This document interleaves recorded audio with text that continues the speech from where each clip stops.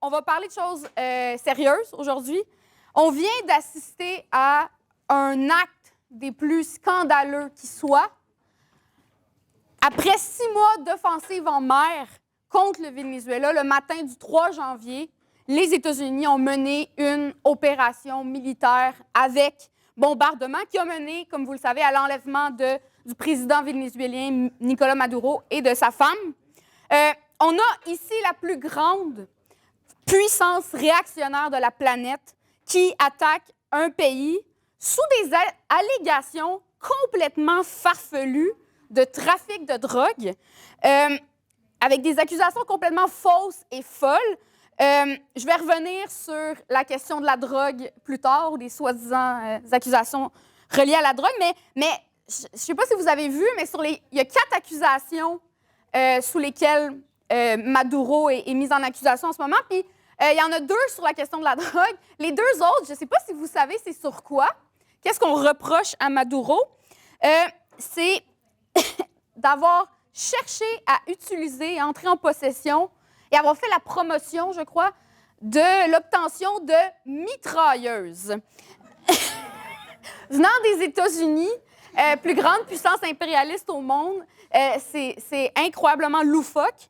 Ça serait loufoque, en fait, si ce n'était pas autant scandaleux. En ce moment, Maduro est détenu à New York et l'administration Trump fait essentiellement pression pour que le dirigeant d'un État souverain soit jugé en sol étranger selon le droit étranger. Même d'un point de vue de la légalité bourgeoise, du droit bourgeois, c'est complètement insensé. Ce qu'on voit, c'est que le gouvernement américain s'est arrogé le droit, s'est donné le droit d'arrêter n'importe quel dirigeant d'un pays s'il ne lui plaît pas. Et en fait, ce qu'il faut voir, c'est que l'opération du 3 janvier, c'est le point culminant de plusieurs mois d'agression impérialiste envers le Venezuela. Depuis le mois d'août, précisément, l'armée américaine a déployé une masse gigantesque d'avions, de soldats dans les Caraïbes et a fait des attaques ciblées sur des bateaux civils, des petits bateaux. Ça a fait plus d'une centaine de morts. Encore une fois, en rupture complète avec toute la légalité bourgeoise, le droit international, et jusqu'à ce que ça mène éventuellement à l'attaque du 3 janvier, qui a aussi fait plus d'une centaine de morts.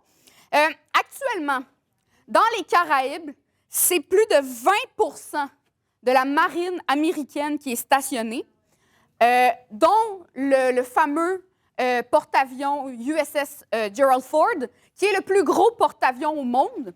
Et pour vous donner un peu un ordre de grandeur, à lui seul, ce porte-avions-là contient plus d'avions de chasse que tout ce que possède l'aviation vénézuélienne.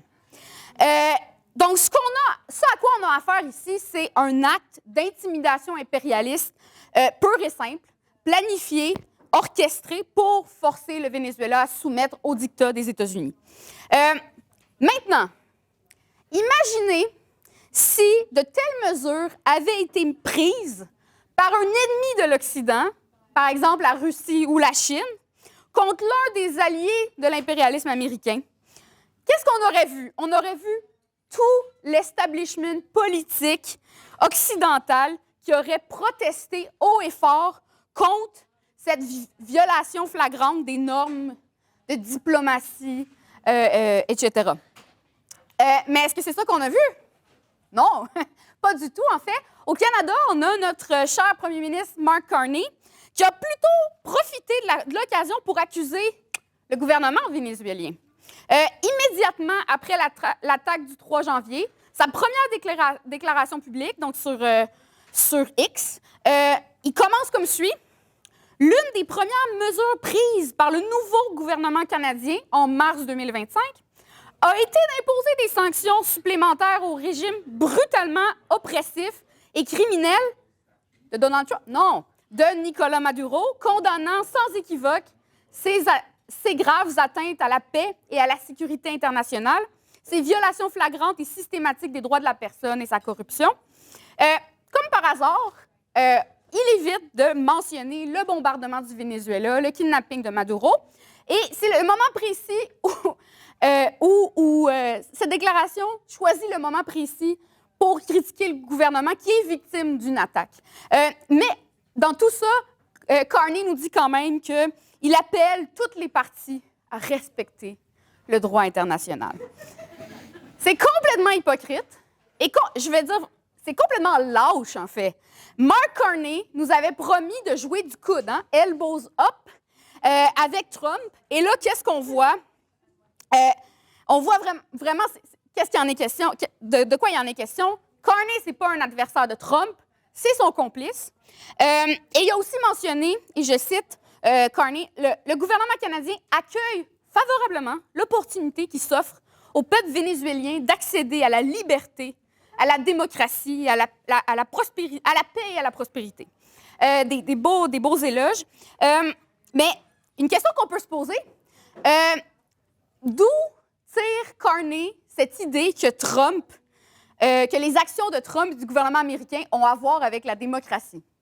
En fait, c'est certainement pas Trump qui a parlé de démocratie parce qu'il n'a pas mentionné ça du tout depuis le 3 janvier. En fait, ce qu'on voit, c'est que contrairement à la rhétorique habituelle de l'impérialisme américain, hein, sur la démocratie, qu'ils vont utiliser pour justifier des coups d'État en Amérique latine, Trump s'enfarge pas dans les fleurs du tapis. Il nous expose noir sur blanc que les États-Unis veulent du pétrole puis vont contrôler le Venezuela. Trump a déclaré que Washington allait diriger le pays et que les États-Unis allaient désormais contrôler la vente du pétrole vénézuélien et l'argent. Ils vont décider ce que le gouvernement vénézuélien va pouvoir faire avec l'argent de cette vente-là. Et il a aussi dit qu'à l'avenir, le Venezuela ne pourra plus faire commerce avec d'autres pays que les États-Unis et devra acheter tous les biens dont ils ont besoin à des entreprises américaines au prix choisi par les Américains. Et pour s'assurer que tout ça soit bien respecté, ben, en plus, on a les États-Unis qui ont imposé un blocus qui empêche physiquement tous les navires qui transportent du pétrole vénézuélien d'aller faire du commerce à un endroit que les États-Unis ne voudraient pas. Essentiellement, ce qu'on a, c'est que le Venezuela a été réduit à la position de colonie asservie des États-Unis. C'est ça l'histoire, fin de l'histoire. Je pense que c'est assez clair ce qui se passe ici. L'intervention américaine ne va pas apporter ni la paix ni la démocratie. Tout ce que ça va apporter, c'est l'exploitation et la misère pour la majorité vénézuélienne, et sans parler du pillage des ressources. Dans tout ce contexte-là, qui me semble très clair, on a notre gouvernement canadien qui dit qu'il est du côté du droit international sans jamais dénoncer Trump. Il a vraiment l'air d'un laquais complètement servile, stupide même, de l'impérialisme américain et de Donald Trump. Mais rassurez-vous, c'est pas juste notre gouvernement qui est champion de l'hypocrisie et de la lâcheté. En fait, ce qu'on voit, c'est que la classe dirigeante des grandes puissances occidentales joue exactement le même jeu. Donc, le scénario est assez simple. D'abord, on condamne Maduro comme un dictateur. On dit bon débarras.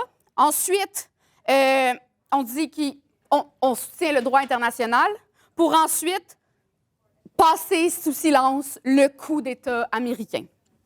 Et un exemple que je trouve intéressant, que je pensais vous rapporter, c'est celui du premier ministre britannique, Keir Starmer, Sir Keir Starmer.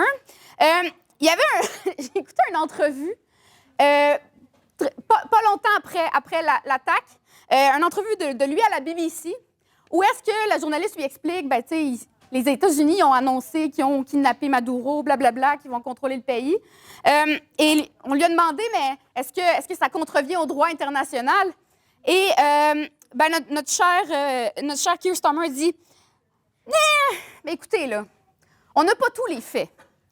Je vais attendre de parler avec le président Trump pour valider les faits, puis ensuite on verra. Et aussi, ben, il ne faut pas s'auto-conclusion après tout. Hein.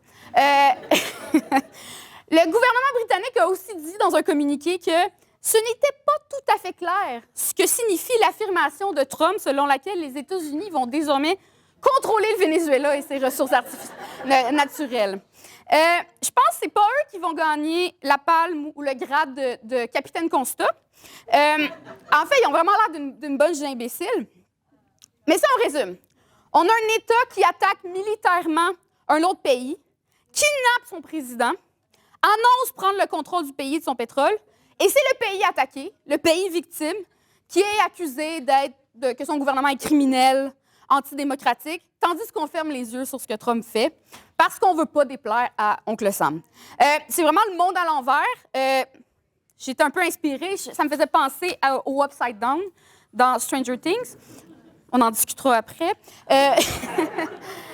Bon, je ris, mais c'est complètement hypocrite ce qu'on voit là. Ces gens-là, ces institutions-là, ces régimes-là n'ont absolument rien à nous dire, n'ont aucune leçon à nous faire sur la démocratie.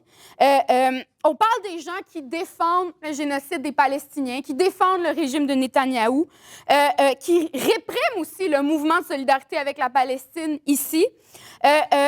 Et qui, en ce moment, et aussi, on pourrait mentionner d'autres exemples aussi, qui n'ont aucun problème à faire affaire avec, par exemple, le très démocratique roi d'Arabie saoudite. Ces gens-là veulent nous faire des leçons sur la démocratie, le droit international, la paix dans le monde, etc. On n'a absolument aucune leçon à recevoir d'eux, et aussi, on ne peut absolument pas leur faire confiance. Je pense que ça va de soi. Il y a une idée, par exemple, qu'on a entendue un peu, peut-être que vous l'avez entendue ou vous posez des questions sur ça. L'idée selon laquelle, ouais, OK, peut-être que c'était pas une bonne chose que les États-Unis ont fait, mais, tu sais, c'est pas si pire parce que, apparemment que le gouvernement de Maduro, c'est pas un gouvernement légitime. Qu'est-ce qu'on dit à ça? Premièrement, je poserais peut-être une question. On peut se poser une question. Combien de gens pensent que le gouvernement de Donald Trump, c'est un gouvernement légitime?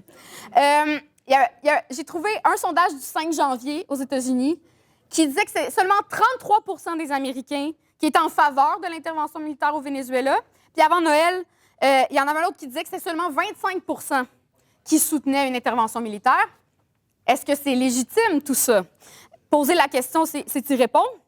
Mais on ne verra jamais un politicien étranger argumenter pour faire un coup, pour renverser le président. Depuis quand, en fait, le point, c'est depuis quand un pays est justifié de faire un coup contre un gouvernement d'un autre pays étranger s'il n'est pas d'accord avec sa politique? C'est complètement ridicule. Puis je pense que ce qu'on pense du gouvernement de Maduro est absolument pas pertinent dans l'équation, en fait. Il faut regarder la situation dans son ensemble. Je mentionnais que depuis le mois d'août, les États-Unis avaient une intervention militaire dans les Caraïbes.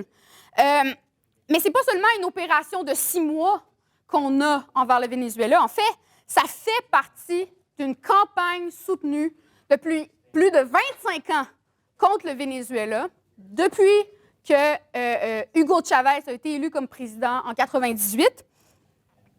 Le président Chavez, si on calcule, en tout et pour tout, les élections, les référendums, toutes les campagnes, il a remporté 19 élections démocratiques et référendums dans sa carrière. Ça n'a absolument pas empêché le gouvernement américain de tenter à plusieurs reprises de renverser le régime de Chavez. À commencer par le coup d'État éphémère d'avril, peut-être pas à commencer, mais entre autres, le coup d'État d'avril 2002. Ce coup qui a été orchestré par les États-Unis et l'Espagne, entre autres, mais qui a en fait complètement échoué parce que les masses vénézuéliennes ont ramené Chavez au pouvoir. Il y a un excellent film, peut-être que vous ne l'avez pas vu. Si vous ne l'avez pas vu, je vous recommande fortement, après cette discussion. Ça va de soi, hein? Je ne sais pas pourquoi je dis après. En tout cas, le film, c'est La Révolution ne sera pas télévisée. Et essentiellement, c'est une bunch de... C'est des gens qui faisaient un documentaire sur le gouvernement vénézuélien. Ils se sont ramassés en plein milieu du coup d'État. On les voit dans le palais Miraflores. Et essentiellement, ça documente tout ce qui s'est passé. Puis ça nous montre comment, essentiellement, le gouvernement élu pleinement démocratiquement de Chavez, a eu le soutien de la classe ouvrière et est revenu au pouvoir. Bref, le point, c'est que ce n'est pas une question de démocratie, ce qui se passe en ce moment. Ça a tout à voir, en fait, avec le régime vénézuélien dont les États-Unis veulent renverser depuis très longtemps. En ce moment, il y a des démocrates aux États-Unis qui disent, qui dénoncent Trump, en fait, qui dénoncent ce qu'il a fait. Ils disent, mais il n'y avait pas l'accord du Congrès, il n'aurait pas dû faire ça. En ce moment, ils ont le beau jeu, là. Ils ne sont pas au pouvoir. Mais on s'entend qu'ils disent ça seulement parce que c'est Trump. Parce que c'est complètement hypocrite, précisément parce que les démocrates ont mené les mêmes politiques que les républicains dans les 25 dernières années, sur bien des choses, mais entre autres sur la question du Venezuela.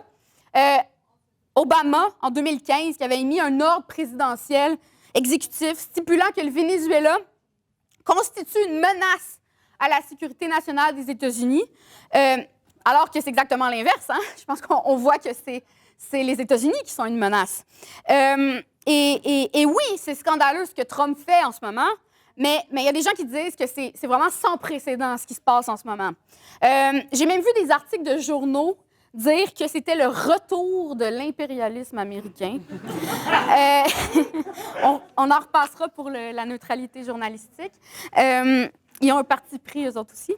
Mais en fait, ce n'est pas du tout sans précédent. Les États-Unis ont une très longue histoire de plus de 150 ans d'intervention impérialiste violente, bien souvent, pour renverser des gouvernements, tuer des dirigeants élus démocratiquement, écraser des mouvements révolutionnaires, et en particulier en Amérique latine. En fait, précisément 35 ans avant le 3 janvier dernier, le 3 janvier 1990, l'armée américaine ont kidnappé Manuel Noriega, qui était le président du Panama, puis ont tué des milliers de Panaméens. Et la liste est longue, en fait, des crimes. On n'a qu'à mentionner, malheureusement, une histoire très, très connue, en fait, le coup d'État contre Salvador Allende au Chili en 1973, qui a mis en place le régime sanguinaire de Pinochet. La liste est longue, mais on pourrait ajouter, puis c'est pas seulement en Amérique latine, évidemment, on pourrait ajouter le Vietnam, la Libye, l'Irak. La quantité d'interventions impérialistes du gouvernement américain est très longue. Et donc, je pense qu'on ne peut pas se faire aucune illusion dans l'idée qu'il s'agirait d'une politique particulière du gouvernement Trump. Absolument pas. La seule différence, c'est que Trump est beaucoup moins hypocrite que ses prédécesseurs. Il est hypocrite sur certains trucs, mais là-dessus, il est quand même très franc, en fait. Il expose les vraies motivations de l'impérialisme américain. Et dans tout ce contexte-là, la position des communistes, c'est quoi? C'est la même qu'on défend depuis plus de 25 ans. Ce qu'on dit, c'est pas touche au Venezuela, dehors Yankee. C'est la même position, ça fait des années que l'Internationale communiste révolutionnaire, dont le Parti communiste révolutionnaire on fait partie, qu'on défend cette position-là.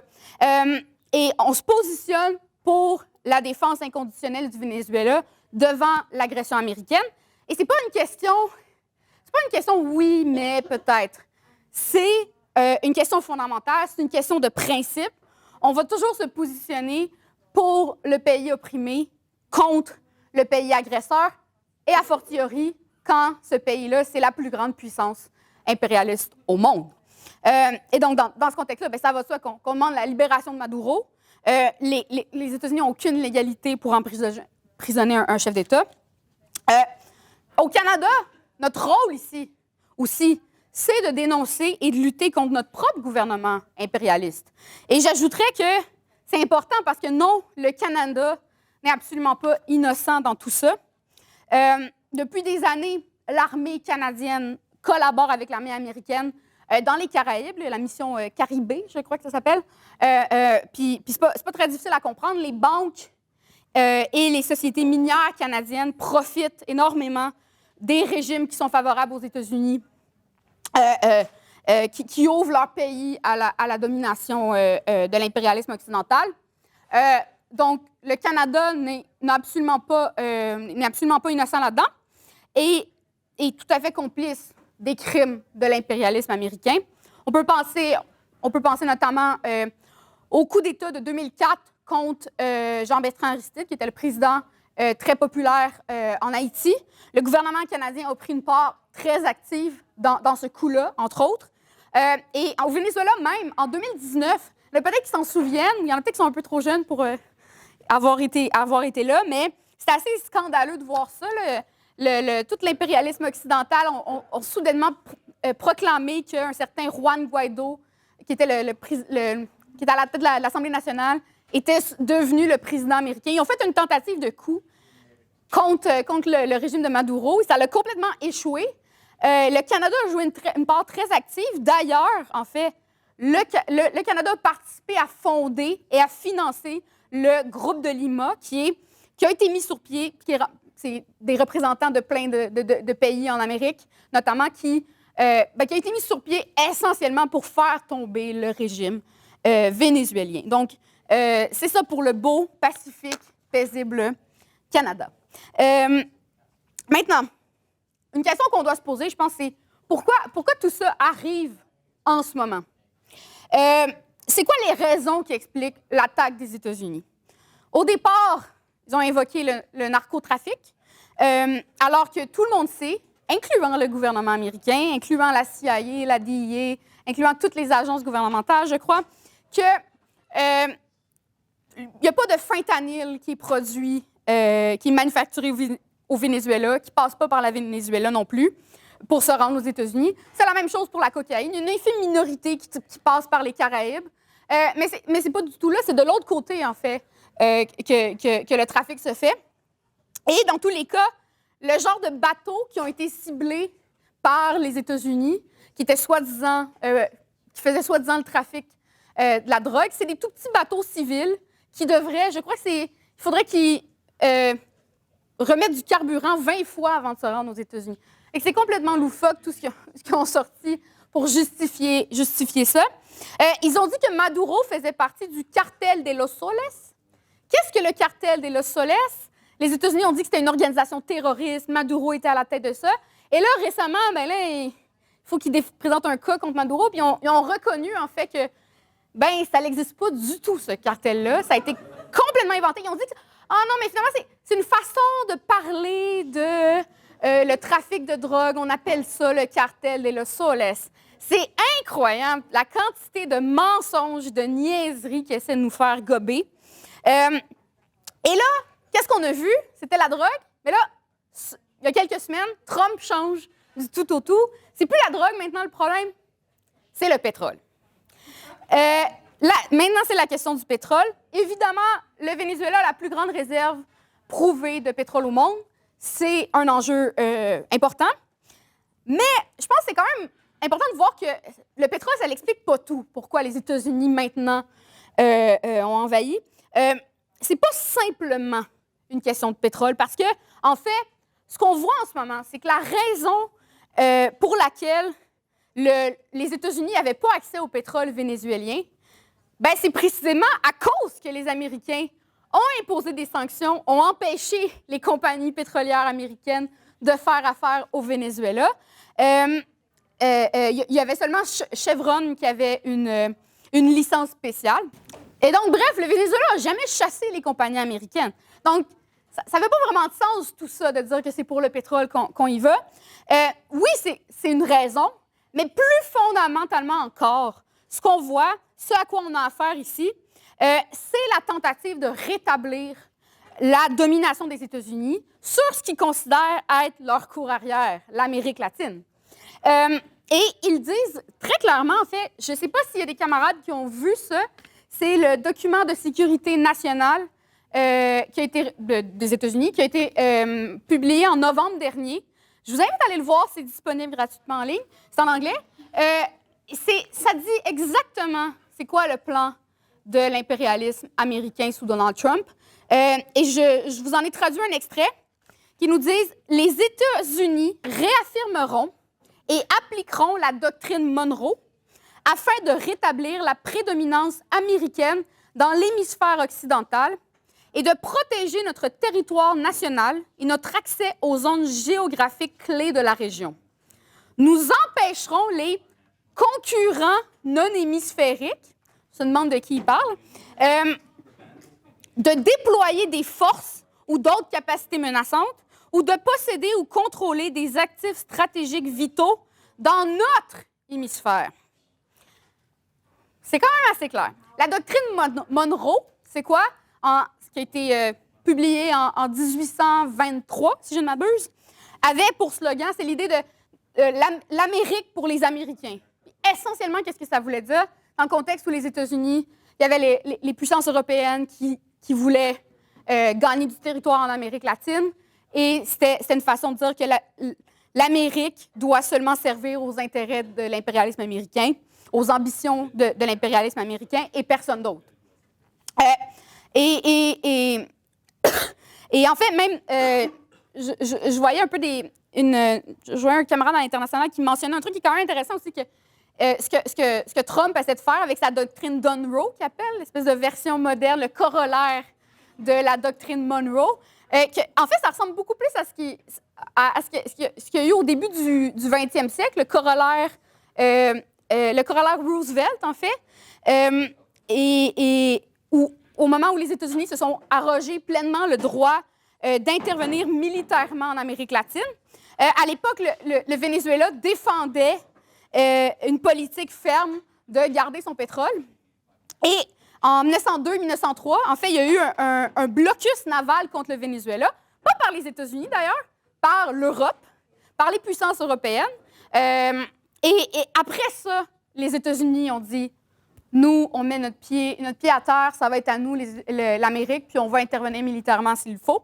Qu'est-ce qu'on voit avec tout ça? Trump ramène tout l'historique, en fait, de l'impérialisme américain. Puis je pense qu'en faisant ça, il montre à tout le monde c'est quoi la nature de l'impérialisme. C'est notre hémisphère, et on ne va pas laisser personne d'autre, aucun pays, et surtout pas le pays qui a la plus grande réserve prouvée de pétrole au monde, faire ce qu'ils veulent avec leur pétrole. Dans le document dont je mentionnais, le gouvernement Trump reconnaît clairement que, ça c'est vraiment intéressant, il reconnaît que les États-Unis ne sont pas aussi puissants qu'ils l'ont été et que la situation a changé. C'est quelque chose que les marxistes, on explique depuis un certain temps, en fait. On assiste à un déclin relatif de l'impérialisme américain et la montée d'autres puissances, notamment, entre autres, la Russie, mais surtout la Chine. La Chine est non seulement devenue la deuxième plus grande puissance économique au monde, mais aussi, aujourd'hui, c'est le premier partenaire économique en Amérique latine. Le commerce, pour vous donner une idée, là, le commerce de la Chine avec l'Amérique latine est passé de 12 milliards de dollars en 2000 à 500 milliards de dollars en 2024. Puis il y a des gens qui estiment que ça pourrait monter à 700 milliards d'ici 2035. Et avec tout ça, ce qu'on voit, c'est que la Chine a investi énormément dans les infrastructures, les chemins de fer, les chemins électriques et tout ça. Je crois que c'est 20 pays ou 22 pays d'Amérique latine qui font partie de ce qu'on appelle le Belt and Road Initiative. En français, ça ne se traduit pas très bien, la route de soie mélangée à d'autres choses. Essentiellement, qui est tout le système commercial qu'a mis en place la Chine dans les dernières années. Bref, les États-Unis savent qu'ils sont menacés, que leurs intérêts sont menacés.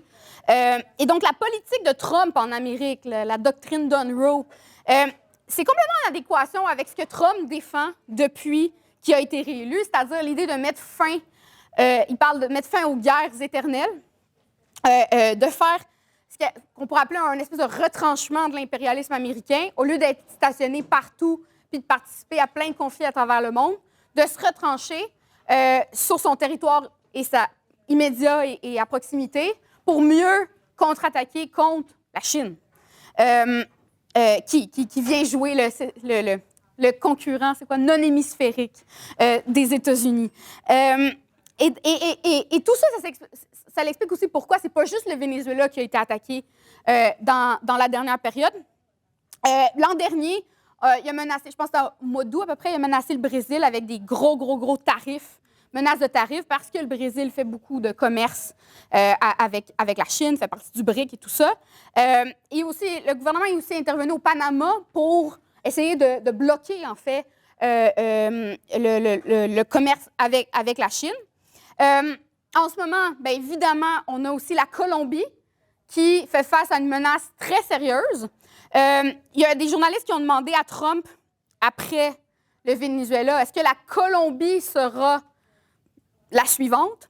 Et Trump a répondu, sounds good. Au début, je pensais faire une imitation, mais ça serait vraiment de mauvais goût. Puis, bon, c'est ça. J'aimerais ça que vous reteniez quelque chose de positif de cette soirée. Mais bref, il a dit, ben oui, en fait. Puis avant ça, il avait notamment aussi fait des menaces, il avait imposé des sanctions contre le régime de Petro en Colombie à l'automne. Donc, en plus de la Colombie, bien évidemment, l'agression du Venezuela, ça menace aussi Cuba, ça c'est clair, mais aussi même le Mexique, en fait, parce que Trump a dit que, ben, possiblement on pourrait faire une intervention militaire contre les cartels de la drogue au Mexique et tout ça. Et par-dessus tout, là, on sort de l'Amérique latine, il y a le Groenland qui a menacé, qui a dit qu'il ferait une intervention ou qu'il s'approprierait le Groenland d'ici 2 mois. Et c'est quand même important de mentionner, le Groenland appartient au Danemark, qui est un pays de l'OTAN, pays membre de l'OTAN, puis Trump, il s'en fout de l'OTAN, en fait, ça ne dérange pas.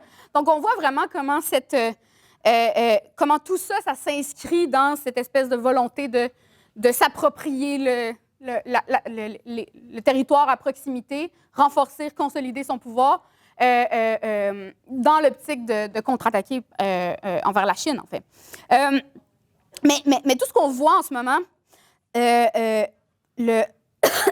d'ailleurs, peut-être, je voulais mentionner une petite anecdote. Je ne sais pas si vous avez vu, là, il y en a peut-être qui ont vu ça. Il y a Stephen Miller, qui est le genre, directeur de cabinet adjoint de Trump, qui disait, il dit, personne ne va lutter contre les États-Unis par rapport au Groenland, en fait. Il disait une affaire comme, c'est nous le boss, on fait ce qu'on veut. Puis là, tu as beaucoup de gens qui ont été outrés de ça, mais je pense que c'est vrai, en fait. Les États-Unis qui interviennent, ils font ce qu'ils veulent. Plus ou moins. Mais ça, c'est rien de nouveau, en fait. C'est pas Trump qui apporte ça, en fait. La différence, en ce moment, c'est vraiment que l'administration Trump dit ouvertement les choses. Je mentionnais la doctrine Monroe, Dunroe, tout ça. J'ai mentionné ce qui s'est passé au début du 20e siècle, le corollaire Roosevelt et tout ça. Mais il y a quand même une différence importante avec ce qu'on voit en ce moment, c'est qu'au début du 20e siècle, les États-Unis, c'était une puissance impérialiste montante, qui était encore relativement petite par rapport à la Grande-Bretagne, par exemple, mais qui va éventuellement devenir la plus grande puissance en sortant de la Deuxième Guerre mondiale. Mais aujourd'hui, qu'est-ce qu'on voit? Est-ce que c'est la même chose? C'est vraiment l'inverse, en fait. On a une puissance qui est toujours aussi dangereuse, qui est la plus grande puissance impérialiste au monde, qui est encore puissante, mais qui est en relatif déclin et qui n'est pas aussi puissante qu'il y a quelques décennies.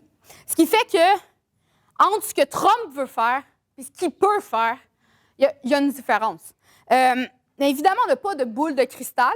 C'est assez difficile de savoir exactement ce qui va se passer, comment les choses vont se dérouler. Je pense qu'on le voit tous, hein, les événements se bousculent. Donc, c'est un peu difficile de savoir ce qui va se passer. Mais il faut quand même reconnaître, en fait, qu'entre ce que Trump dit et ce qu'il va être capable de faire, il y a une différence. Tantôt, je disais que ce qui se passe en ce moment, c'est pas sans précédent. C'est vrai, je pense. Je ne l'aurais pas dit. Mais, de l'autre côté, c'est vrai, en fait, qu'on est entré.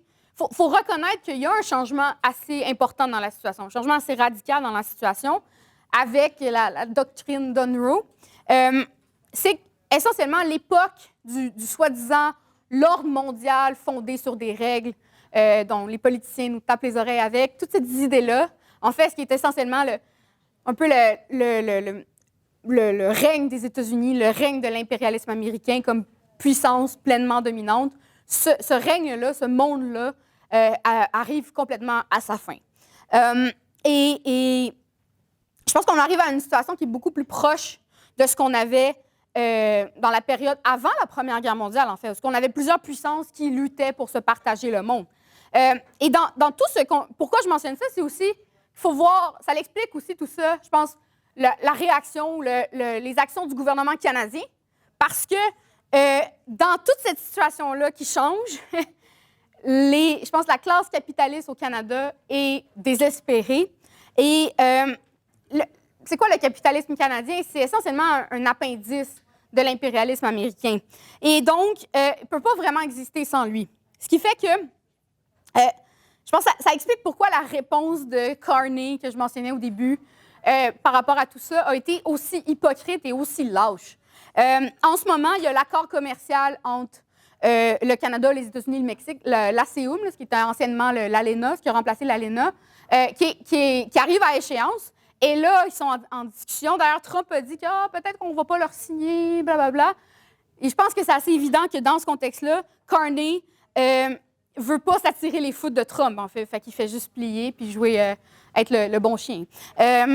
Donc, je pense que c'est tout le contexte dans lequel on est en ce moment qui explique la situation.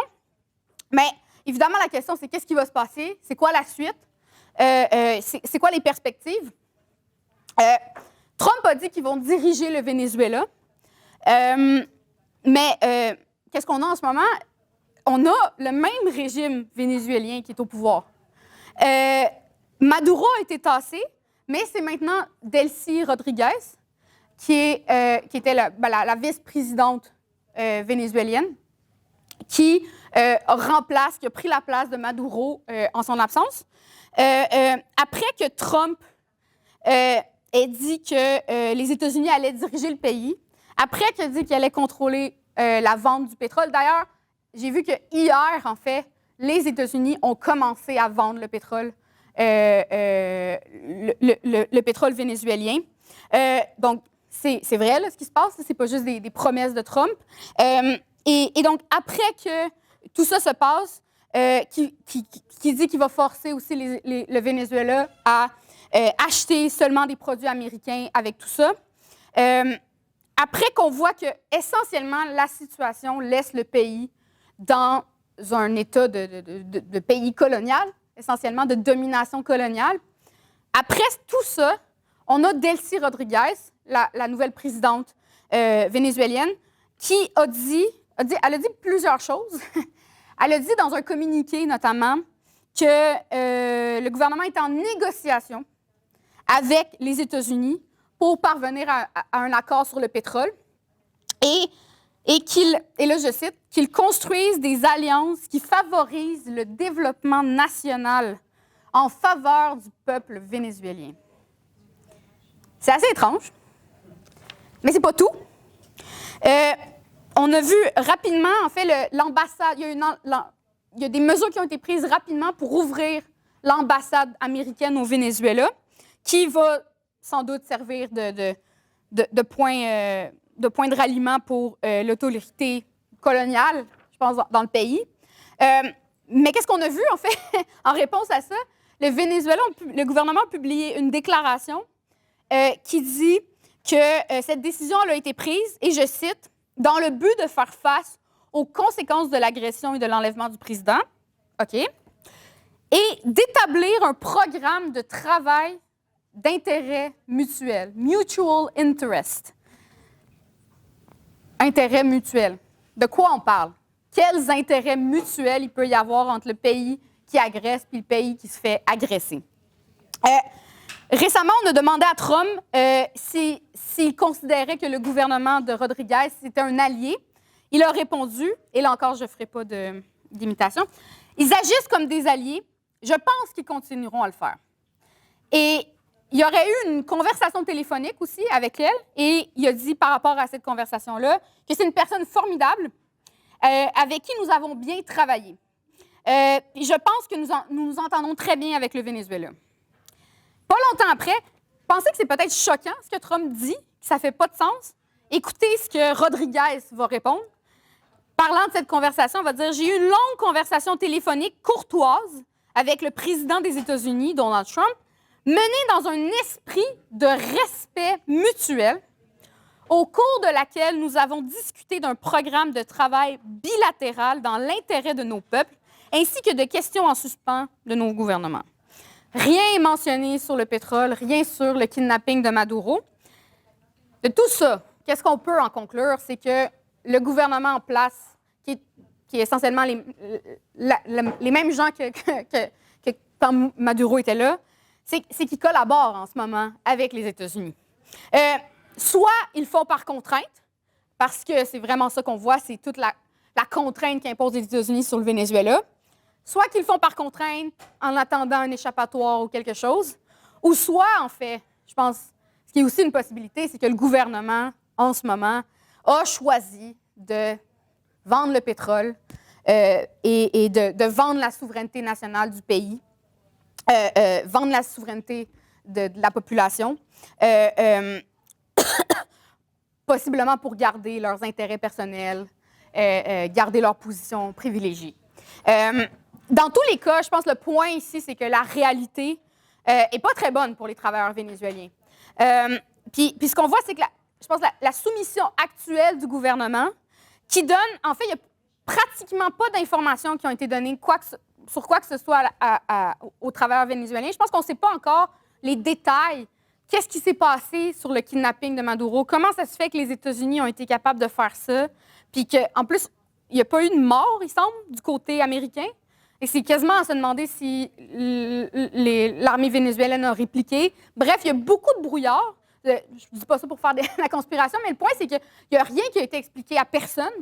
Et je pense que tout ce contexte-là, où on voit vraiment que le gouvernement semble se soumettre, mais en même temps, il camoufle ça sous des mots de collaboration et de respect mutuel. Je pense que ça peut juste amener du cynisme et de la démoralisation au Venezuela. Puis ça m'amène à un point qui est important, je pense. C'est qu'au Venezuela, le principal obstacle à la résistance contre l'impérialisme, c'est pas militaire, en fait. C'est politique. Depuis la mort de Chavez, en 2013, les dirigeants bolivariens ont clairement suivi une ligne politique qui visait à démanteler les acquis de la révolution. Peut-être revenir un peu en arrière. En 1998, Chavez se fait élire et va mettre en place un énorme programme, en fait, de réformes économiques, sociales, politiques.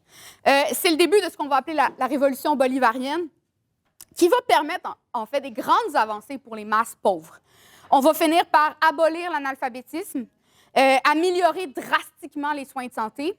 Il y a plus de 3 millions de logements, d'habitations qui vont être donnés à la population, sur une population de 30 millions, ce qui est vraiment pas anodin. Contrairement à la croyance, Chavez n'a pas exproprié les compagnies de pétrole. En fait, le pétrole avait déjà été nationalisé en 1976, mais PDVSA, l'entreprise étatique, était vraiment gérée par une espèce d'élite technocratique et il y avait les entreprises étrangères continuaient de garder leur influence dans tout ça. Donc, ce que le gouvernement de Chavez va faire, c'est transformer ça pour que les ressources servent pleinement, en fait, les besoins de la population. Et aussi, on va transformer aussi comment la compagnie est gérée. Et la popularité de Chavez était énorme, en fait. Il a donné aussi une voix aux travailleurs et aux pauvres de la société. Il avait son émission de télé aussi, Allo Presidente. Mais beaucoup de gens qui rient un peu de ça. Mais le point, c'est qu'on avait affaire à quelque chose de complètement différent. Et des masses de gens vont prendre part au projet de construire un pays socialiste au Venezuela. Et c'est assez impressionnant de voir ça. Si vous écoutez le film dont je vous ai mentionné tantôt, La Révolution ne sera pas télévisée, vous allez voir un peu des témoignages de ça. Mais je pense que c'est important de voir, en fait, qu'en dernière analyse, les capitalistes n'ont jamais été expropriés pleinement. Donc, au Venezuela, on n'a jamais eu un régime socialiste, mais ce qu'on a eu, c'est un gouvernement qui s'est servi des revenus du pétrole pour financer des programmes sociaux, pour financer des réformes. Mais la réalité, c'est que quand on reste sous le capitalisme, on doit aussi vivre avec les maux du capitalisme. Et ce qu'on a vu, c'est qu'on a eu la chute des cours du pétrole en 2014, qui a vraiment nui énormément à l'économie vénézuélienne. Et à travers ça, on a vu toute une campagne énorme de boycott, de sabotage économique par les capitalistes. Et tout ça a mis vraiment l'économie en ruine. Ce qui n'a pas fonctionné au Venezuela, ce n'est pas le socialisme, contrairement à ce que sûrement plein de gens vont dire dans les commentaires sur la vidéo. On est habitué. Mais en fait, c'est l'inverse, en fait. Le point, puis je pense que la leçon importante, c'est qu'on ne peut pas faire de demi-révolution. Et on n'est pas allé jusqu'au bout au Venezuela. Et en fait, c'est pas juste moi qui le dis, Chavez, peu avant de mourir, il avait reconnu que la révolution n'avait pas été achevée, puis il disait dans un de ses discours qu'il fallait continuer, il fallait construire une vraie économie socialiste planifiée, et il fallait pulvériser l'État bourgeois. Donc, même Chavez reconnaissait, en fait, qu'il n'était pas allé assez loin. Mais l'affaire, c'est que même Chavez, il avait le soutien immense de la population, mais il était isolé dans son gouvernement, en fait. Il n'avait pas construit un parti avec plein de militants révolutionnaires. Ce qui fait que, après sa mort, c'est Maduro qui est arrivé, puis le régime a complètement renversé le processus de la révolution. Et sur une période à peu près plus ou moins 10 ans, on a vu plein de reculs et d'attaques importantes. La destruction des éléments de contrôle ouvrier qui avaient été intégrés à l'économie. On va privatiser des entreprises étatisées. On va enlever des terres, même à des paysans. On va voir toutes les structures de participation démocratique qui avaient été mises en place vont se faire de plus en plus bureaucratisées. En 2018, en fait, le gouvernement va introduire une loi qui va mettre plein de mesures d'austérité, mais en plus, ça va briser les conventions collectives en cas d'urgence économique. Hein? On connaît ces prétextes-là là, de jouer dans les droits des syndicats au Québec. Mais ils vont faire ça, puis essentiellement, en cas d'urgence économique, bien, ça va juste donner le prétexte pour que les capitalistes se mettent à attaquer drastiquement les conditions des travailleurs du jour au lendemain. Ils vont aussi finir par emprisonner des militants syndicaux qui vont lutter contre les attaques. Et plus récemment encore, en fait, on a vu qu'ils ont même empêché les partis de gauche de se présenter aux élections pour être sûr de ne pas avoir aucune opposition. Et donc, on a vu tout ça, mais le pire, c'est que tout ça a été fait de manière très cynique au nom de la révolution, au nom de Chavez. Et alors que fondamentalement, ça s'en allait dans la direction opposée. Mais je pense, j'ai dit tout ça, je pense que ça l'explique pourquoi aujourd'hui on arrive dans une situation comme ça, puis que le gouvernement vénézuélien ne semble pas répliquer du tout ou faire quoi que ce soit. Cela dit, ça ne change absolument pas notre position sur l'agression impérialiste. On va défendre tout pays dominé par l'impérialisme, tout pays qui se fait agresser. Ça ne veut pas dire qu'on défend le régime de ce pays, qu'on défend ses politiques. En fait, on peut faire l'argument que la politique du régime actuel d'avoir essentiellement détruit tous les acquis, tout le processus de révolution au Venezuela, ça l'a contribué précisément à affaiblir la capacité du Venezuela à se défendre contre l'agression impérialiste. Parce que, bon, évidemment, il y a des facteurs qui ont fait mal économiquement. Je mentionnais l'augmentation des prix, la chute des cours du pétrole, les sanctions massives des États-Unis, le sabotage et tout ça.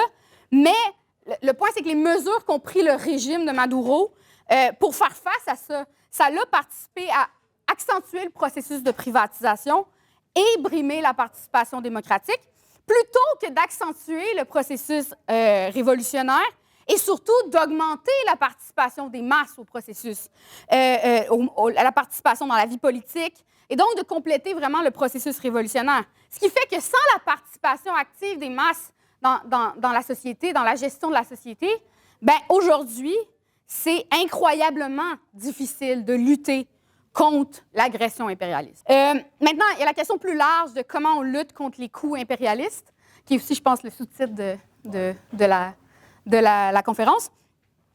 On entend, il y a des gens qui disent qu'on doit, que tout ce que fait Trump en ce moment, tout ce qui se passe, c'est contre le droit international, qui appelle l'ONU à condamner l'attaque. La réalité, c'est que ça fait plus de 20 ans que l'Assemblée générale des Nations unies, à chaque année, font des déclarations pour condamner le blocus contre Cuba, par exemple. Et qu'est-ce que ça a changé? Bien, absolument, absolument rien. Combien de résolutions, de déclarations des Nations unies on a eu pour condamner le génocide en Palestine? Pas juste dans les les derniers mois, les 2-3 dernières années, mais aussi dans les 50 dernières années. Et qu'est-ce que ça a changé? Ça n'a absolument rien changé, en fait. Je pense que le droit international, c'est de la foutaise. Je pense que c'est ça la réalité.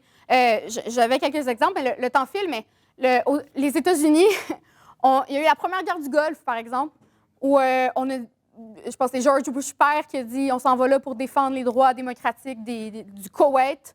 C'est l'ONU qui a sanctionné l'attaque impérialiste menée par les États-Unis. Peu après, quand on a eu la deuxième guerre, avec la guerre en Irak, l'ONU n'a pas sanctionné. Qu'est-ce qu'ont fait les États-Unis? Ils sont allés pareil. Puis ils ont encore invoqué aussi des raisons de l'Irak a des armes de destruction massive, ce qui a été démontré que c'était complètement faux, des journalistes qui ont menti et tout ça. Le point, c'est que je pense qu'on doit pas... Si on commence à invoquer le droit international et tout ça, c'est comme si on demandait à ce que Trump trouve une justification pour l'agression impérialiste. Je pense que ça ne fonctionne pas. Cette avenue-là ne fait pas du tout de sens. Et les Nations unies, toute la rhétorique sur le droit international, c'est le terrain de jeu des impérialistes. C'est les États-Unis qui ont essentiellement créé les Nations unies en sortant de la guerre. Tu as le Conseil de sécurité avec le droit de veto des puissances. Tu as tout ce contexte-là. Puis je pense qu'on ne peut absolument pas se fier là-dessus. Maintenant, le Venezuela, ce n'est pas un cas isolé, évidemment. Je mentionnais, on a plus de deux ans de génocide en Palestine. Qu'est-ce qu'on voit en ce moment? Je pense que la réalité, c'est qu'on vit dans une société qui fonctionne pour les intérêts d'une minorité capitaliste au détriment de l'immense majorité de la population mondiale. Ce qu'on voit en ce moment, c'est les ravages du système capitaliste qui est entré en crise profonde et qui amène avec soi la violence, l'agression, qui amène la misère, l'oppression. J'ai parlé du déclin relatif de l'impérialisme américain. Je pense que c'est assez clair qu'on voit que c'est pas parce que l'impérialisme américain est en train de décliner que ça apporte plus de paix dans le monde. Il y a des gens qui parlent de l'idée que ça serait peut-être une bonne chose que l'impérialisme américain décline, puis qu'il y a d'autres puissances qui viennent, comme la Chine, qui viennent contrebalancer ça. On entend l'idée d'un monde multipolaire. Mais je pense que c'est assez évident, en fait, qu'en ce moment, on voit pas plus de paix, c'est pas plus démocratique.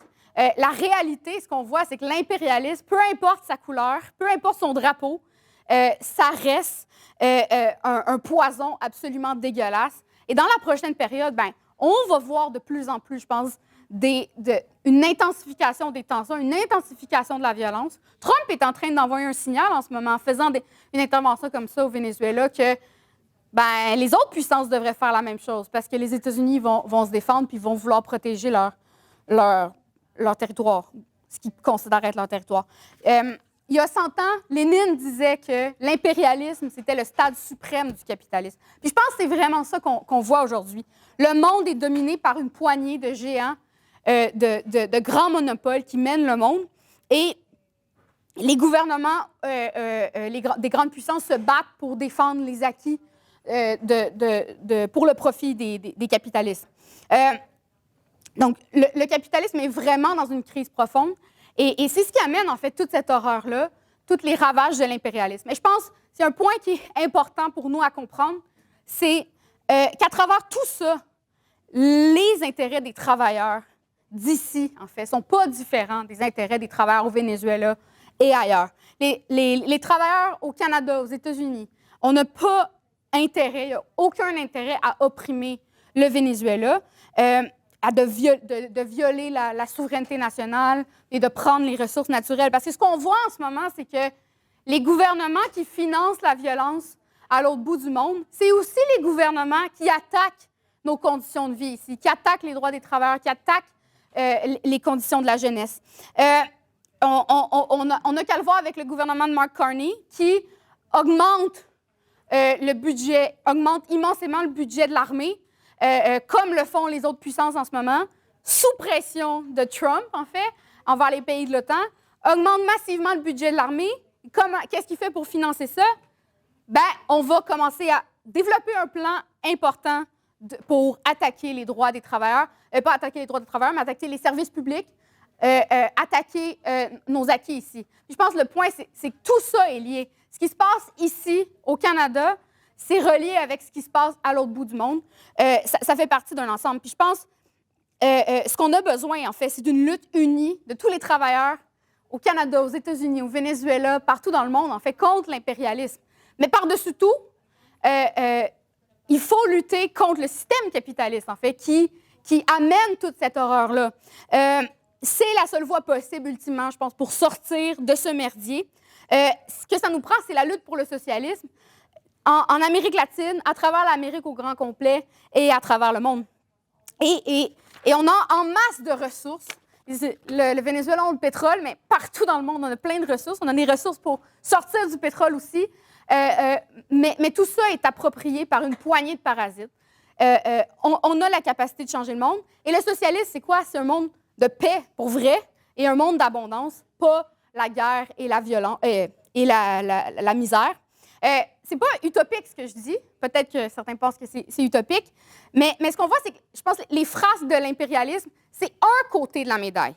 En même temps, qu'est-ce qu'on voit? On voit aussi une colère monter partout dans le monde. D'abord aux États-Unis. Regardez qu'est-ce qui se passe avec ICE. En ce moment, le gouvernement américain est en train de réveiller beaucoup de gens. Il y a de la colère qui grandit, puis je pense qu'il y a beaucoup de gens qui commencent à se poser des questions sur la société dans laquelle on vit. Et ça, c'est les germes, en fait, d'un processus moléculaire de la révolution. On peut regarder ce qui se passe en ce moment en Iran. On a un immense processus révolutionnaire.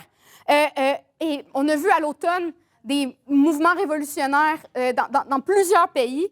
On est entré dans une période de crise. Ça l'amène des contre-révolutions, ça l'amène la guerre, mais de l'autre côté aussi, ça prépare la révolution. Donald Trump est en train d'une certaine manière, Donald Trump est en train de nous rendre un service, seulement sur un aspect. Il est en train d'exposer tout le visage de ce système complètement pourri. Puis ça, je pense que ça fait du chemin dans la tête de millions de gens à travers le monde. Et tôt ou tard, il va y avoir des mouvements révolutionnaires. Il va y avoir des mouvements révolutionnaires ici aussi. Puis pour ça, il faut se préparer. C'est ça qu'on fait au PCA. On s'organise avec nos camarades aux États-Unis, au Venezuela et un peu partout dans le monde. Il faut se préparer. Il y a des mouvements qui s'en viennent. Puis je terminerai en disant que si on veut construire les forces révolutionnaires qui puissent renverser, en fait, l'impérialisme ici, l'impérialisme canadien, je pense que c'est un geste de solidarité absolument incroyable envers les travailleurs au Venezuela, renverser notre impérialisme, complice de tous les crimes qui se font contre les travailleurs en Amérique latine. Je pense que c'est ça la tâche devant nous, camarades.